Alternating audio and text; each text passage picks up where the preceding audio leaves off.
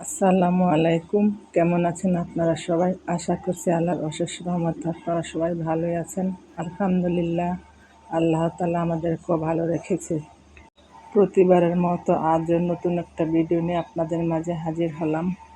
আমার ভিডিওটি যদি ভালো লাগে আশা করি আমার সম্পূর্ণ ভিডিও জুড়ে আপনারা আমার পাশে থাকবেন।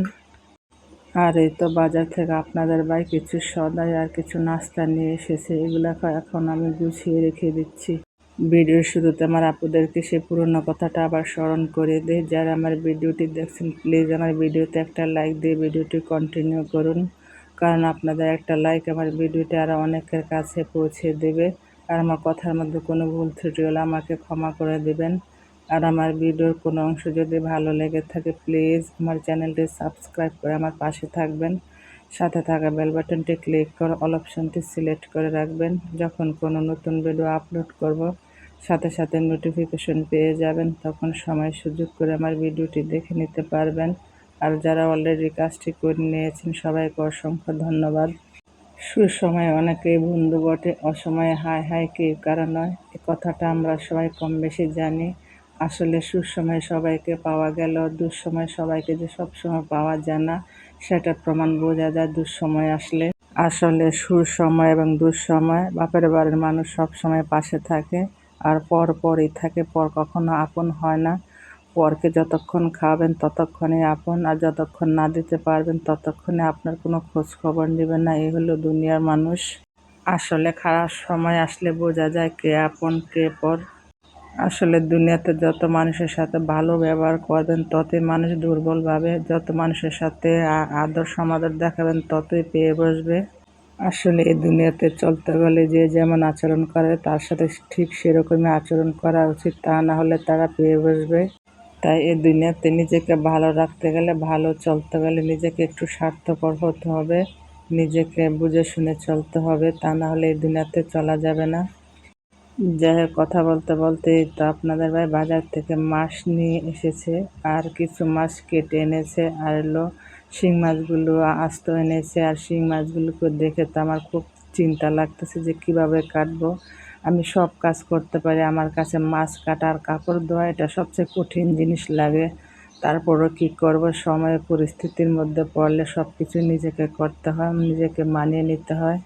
আর আজকে মাছ কাটতে গিয়ে হাতের মধ্যে শিং মাছের কাঁটা বিঁধে গেছে।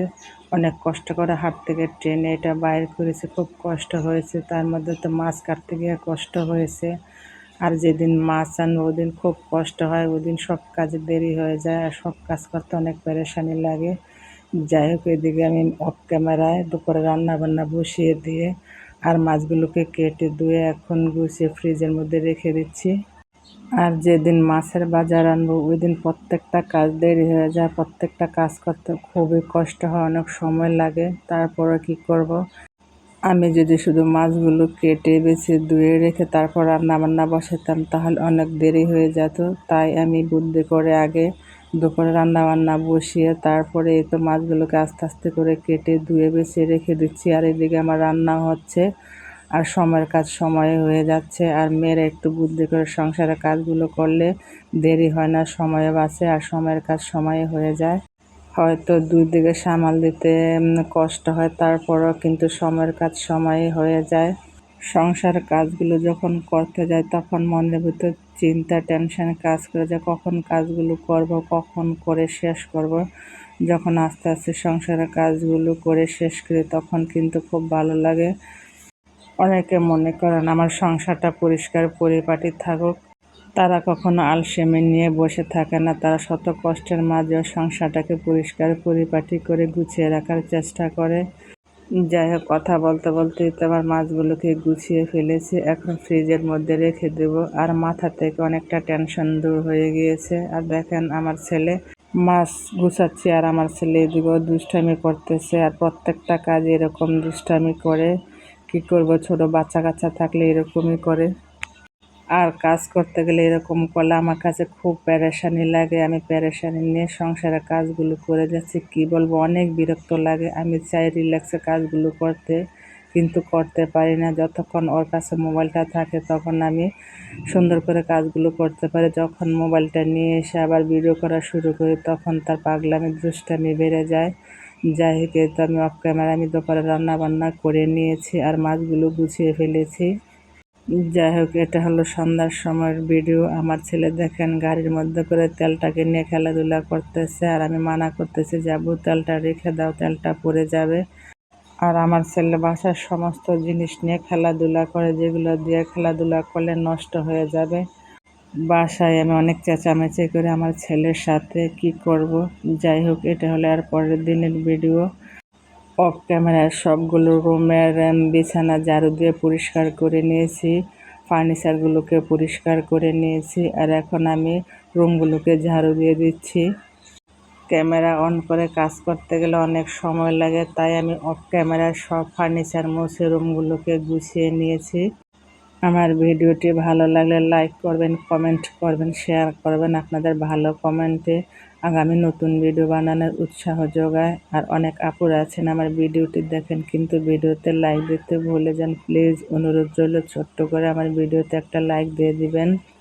একটা ভিডিও বানাতে অনেকটা কষ্ট হয়, যারা ভিডিও বানান তারা তো অন্তত পক্ষে জানেন। তাই আমার কষ্টের কথা বিবেচনা করে আমার পুরো ভিডিওর অংশ জুড়ে থাকবেন, কেউ ভিডিওটি টেনে টেনে দেখবেন না। আর আমি প্রতিদিন কাজকর্ম যা করছি তাই আপনাদের মাঝে শেয়ার করছি। হয়তো ঘুরে ফিরে কাজ একই দেখেন, কারো যদি বিরক্ত লাগে আমার বলার কিছু নেই। আর যাদের আমার ভিডিও ভালো লাগবে তারাই আমার ভিডিও ভালোবেসে দেখবেন। হয়তো দেখতে দেখতে ভালো লেগে যেতে পারে আর ভালো লাগা থেকে ভালোবাসার সৃষ্টি হয়ে যেতে পারে। যাই হোক, কথা বলতে বলতে এটা আমি সমস্ত রুমগুলোকে ঝাড়ু দিয়ে পরিষ্কার করে নিয়েছি। যাই হোক, সামনের দিনগুলো যেন সবার খুব সুন্দর ও মঙ্গলময় হয় সে দোয়া সবসময় থাকবে। সেই দোয়া এবং ভালোবাসা নিয়ে আজকের ভিডিওটা এখানে শেষ করে দেই। আল্লাহ তাআলা ভালো রাখলে আবারও আসবো আপনাদের মাঝে। সে পর্যন্ত ভালো থাকবেন, সুস্থ থাকবেন, নিজেদের খেয়াল রাখবেন। আল্লাহ হাফেজ। আসসালামু আলাইকুম।